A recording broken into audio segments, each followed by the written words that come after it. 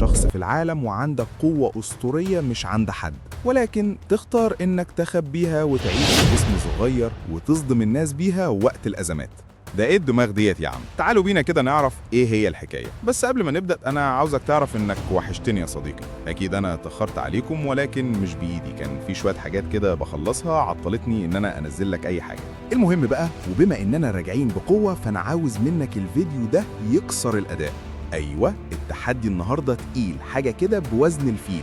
فالتحدي بقى المرة دي اننا نجيب 1000 لايك في اول ساعتين بس، وكمان 50 تعليق في اول يوم. وتقريبا كده ديت أول مرة ليا أعمل تحدي لايكات وتعليقات مع بعض. المهم بقى، أكيد في ناس هتقول مش هتعرف يا عم، ده مستحيل عليك وعلى الجيش بتاعك. ولكن تخيل إن في حاجة هتقف معانا، قولها معايا. لا والله، جاهزين للعظمة. طب صلي على النبي واعمل اللي قلتلك عليه ويلا بينا نبدأ الحكاية. بيبدأ الأنمي بتاعنا بالظبط سنة 447 بالتقويم المقدس، واللي هو عصر الأساطير. عالم مليان أرواح وصحراء وأبطال بيحكموا العالم. احنا حاليا بقى عند قلعة آخر ملوك الشياطين، وكانت في حرب كبيرة ما بينه وما بين الأبطال الستة. جيش الأبطال بيكون قوي جدا وخلاص وصل لآخر نقطة لدفاع ملك الشياطين اللي هي القلعة بتاعته. كان بقى الملك قاعد والخدم بتوعه بيعرفوه إن كل الدفاعات بتاعتهم وقعت خلاص، الأبطال على وشك الوصول. فبيقرر ملك الشياطين واللي اسمه ليو إن هو هيحارب. بس ساعتها الخادم بتاعه بيقول افتكر وعدك لحاكمة التمرد لأنها ما كانتش عايزاك تموت. وفعلا الملك بيرجع في كلامه وبيروح يختم نفسه في بلورة سحرية المفروض إنها ترجعه للحياة بعد 1000 سنة بالظبط. وفعلا بتمر 1000 سنة وبنشوف اللي موجود بقى على بوابة القلعة المدمرة ديت. بنتين اسمهم سيليا وريجينا جايين في مهمة استكشاف للقلعة ديت. بيخشوا ومن المكان. الآثار اللي موجودة فيه بيحسوا إنهم في قبر ملك عظيم من بتوع زمان. ريجينا بتكون قلقانة وبتقول لسيليا إنهم لازم يرجعوا، بس هي بتقرر تكمل في البحث بتاعها، وده علشان بتدور على كائنات اسمها الفراغات. المهم إن سيليا بتوصل لباب غرفة الملك، والجهاز بتاعها بيكشف لها إن في حياة ورا الباب ده. أول لما بتلمسه بيبدأ يفتح وبيظهر قدامها جوهرة ضخمة، وبيكون ده التابوت اللي ليو مختوم فيه.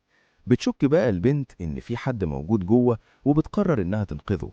في الوقت ده وعلى الناحية التانية بيكون ليو عالم غريب وبيوصل لحاكمة التمرد اللي بنعرف إن اسمها روزيليا.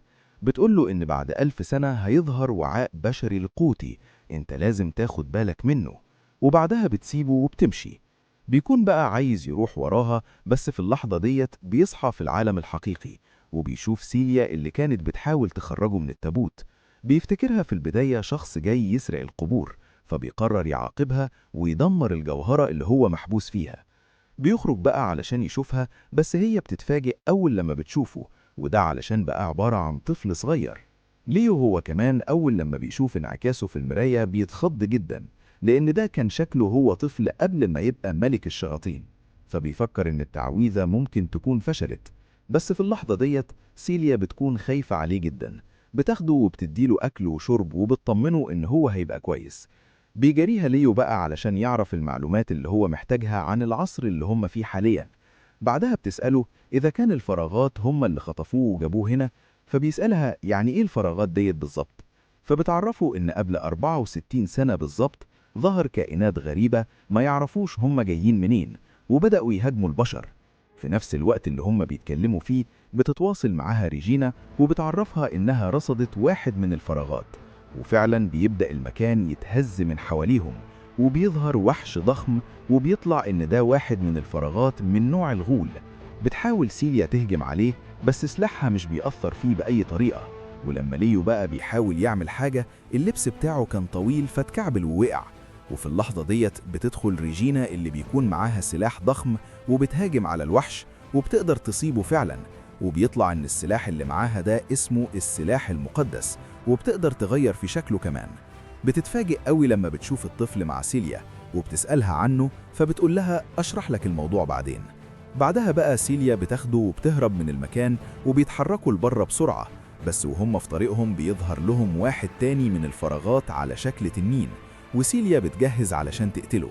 ليو هنا بقى بيجيب آخره وبيقول إن هو لازم يخلص على الوحش اللي اتجرأ ودخل يهجم عليه، وسيليا بتحاول تحميه وأخدت الضربة مكانه، وللأسف بتقع في الأرض ميتة وسايحة في دمها. ليو لما بيشوفها بيفتكر ملكة التمرد اللي أنقذته من الموت زمان، ودلوقتي البنت ديت كانت بتحاول تنقذه. قرر بعدها إن هو يخلص على كل الوحوش الموجودين هنا. بيستدعي العصاية بتاعته، وبلمحة واحدة بس بيقدر يخلص على كل الموجودين. بيروح بعدها لسيليا، وبيعرف إن الجسم ده مش هيستحمل تعويذة شفاء قوية، فقرر إنه يعالجها بطريقة تانية. حرفياً كل جروحها بتتشفى وبترجع للحياة من تاني. بتفوق بعدها سيليا وبتستغرب إن كل جروحها اتعالجت، فبيقول لها ليو بكل براءة: أنا حاولت أستخدم السحر عليا، وعلشان كده جراحك اتعالجت. طبعاً هي مش بتكون عارفة يعني إيه سحر، وبتفكر إنها قوة سلاح مقدس، وهي ديت القوة اللي ظهرت عند البشر بعد ظهور الفراغات، ومعظمها بتكون على هيئة سلاح بيتشكل.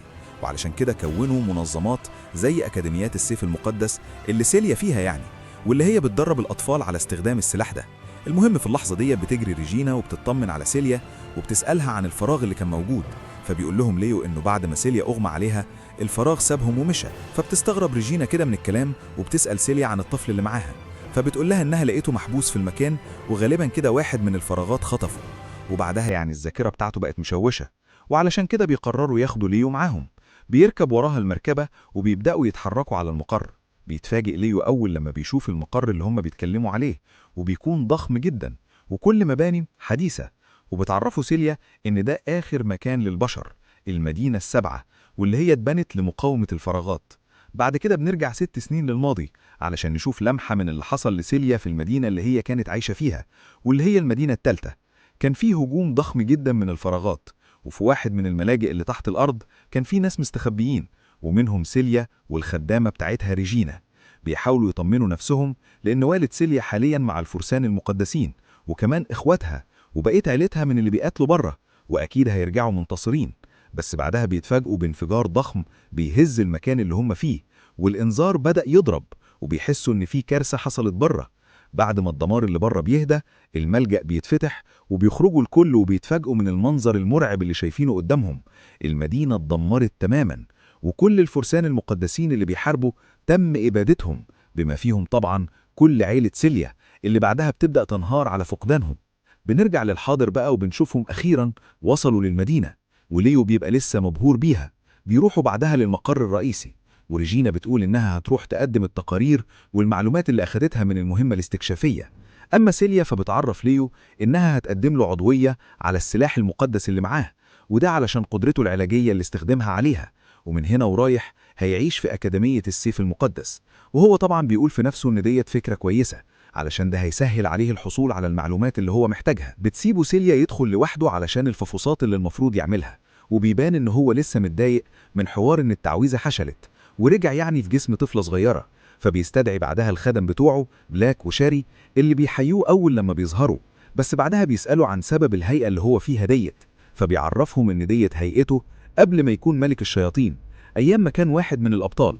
بيدخل بعدها في الجد على طول، وبيعرفهم إن هو محتاج معلومات عن الحاجات بيسموها الفراغات، وكمان عاوز معلومات عن الجزيرة الصناعية اللي هم عليها ديت، واللي تعتبر مقر البشر وملقبة بإنها رقم 7، وإذا كان يعني في فعلا 6 غيرها ولا لأ. أما هو بقى فهيتسلل للأكاديمية، وده علشان يجمع المعلومات، وكمان لأن الجسم اللي هو فيه محتاج للأكل.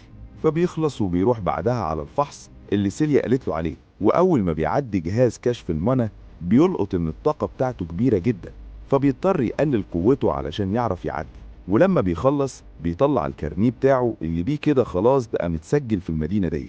بعد ما بيخلص بتجيله سيليا وبتعرفه إن كده فاضل بس تسجيل السلاح المقدس بتاعه، وبعدها يطلع له بطاقة هوية رسمية. وفعلا بتاخده وبيتحركوا علشان يروحوا لأكاديمية السيف المقدس. وفي الطريق بياخد ليو باله إن المدينة هادية جدا، فبتقول له سيليا إن ده علشان هم ما سمحوش للفراغات إنها تهجم هنا قبل كده. وبتاخده بعدين لأكاديمية السيف المقدس وبتعرفه على كل الأماكن اللي موجودة فيها، وبيستغرب حتى إن في قاعات للرقص. وبيعرف ليو في اللحظة ديت إن لحد دلوقتي سيليا لسه ما أيقظتش السلاح المقدس بتاعها. بتكمل بعدها البنت الجولة الاستكشافية ديت لحد لما بيقابلوا عيل شكله بارد اسمه رودس، وكان جاي علشان يضايق سيليا اللي بتقرر إنها تتجاهله وما تردش عليه. بس هو بيقف في طريقها وبيسألها عن الطفل اللي معاها، وبيسخر منها إنها لسه ما أيقظتش سلاحها المقدس، فهل دلوقتي اتجهت لمجالسة الأطفال؟ وبيطلب منها بعد كده تنضم لفصيلته وتبقى واحدة من أتباعه. وبيعرف ليو إن قوته هي التحكم بالعقل، وعلشان كده ساحب شوية بنات وراه. بس طبعا سيليا بتكرف له وبتقرر إنها تمشي، وده بيضايقه جدا، فبيشدها من شعرها. ليو بقى لما بيشوفه بيتعصب وبيستخدم عليه تعويذة من غير ما ياخد باله، والتعويذة ديت بتخليه يحس بالرعب الحقيقي، وبينزل على ركبته في الأرض. بيعمل ليو نفسه نازل يطمن عليه، وبيقول له لو لمست شعرة منها تاني مش هتعرف ايه اللي هيحصل فيك. ولما بيسيبه بيستدعي رودس السلاح المقدس، وكان عاوز يهاجمه. بس في اللحظة ديت بتظهر واحدة اسمها فيلت، وبتؤمر رودس يوقف، لأن أولا ده سكن للبنات، والتانية ممنوع عليه أصلا يستخدم السلاح المقدس في الأكاديمية، وبتهدده إنها تبلغ الإدارة باللي بيعمله، فبيخاف ويمشي. بتروح بعدها تتعرف على ليو، وبتعرفه إنها من نفس فصيلة سيليا، لكن هي شغالة في تحليل البيانات، وعلشان كده ما شافهاش في المهمة. وبتاخد بالها بعدها إن سيليا مجروحة، فبتطمنها وبتقول لها إنها اتعالجت بفضل ليو. وبتعرفها فيلت إنها رصدت إشارات سحرية غريبة من المحيط، ومش عارفة إيه هي ديت بالظبط، وممكن تكون عش للفراغات، وعلشان كده في فرقة استكشافية هتروح وتتأكد منها. وهم بيتكلموا وبتبدأ سيليا تدوخ مرة واحدة، وليو شكله عارف إيه اللي بيحصل معاها. المهم بيتحركوا بعد كده على السكن بتاعهم، وبيتفاجئ ليو إن هو قديم مقارنة بالباقي، فبتعرفوا سيليا إن السكن هنا بيكون على حسب ترتيب الفصائل والإنجازات بتاعتها. علشان كده هم خدوا السكن ده، وبيكون طبعا متضايق إن هو يبقى في سكن بنات، بس هي بتقول إن هو طفل يعني وعادي مش هتفرق.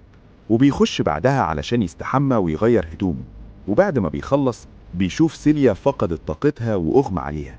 بس مرة واحدة عينيها بتتلون بالأحمر، بتقوم عضاه من رقبته، ولما بترجع لوعيها بتستغرب هي عملت كده. الأحداث ولعت على الآخر، بس أحب أقولك إن كده الجزء الأول خلص. لو عايزين الجزء التاني اكتبوا في الكومنتات. وبس كده.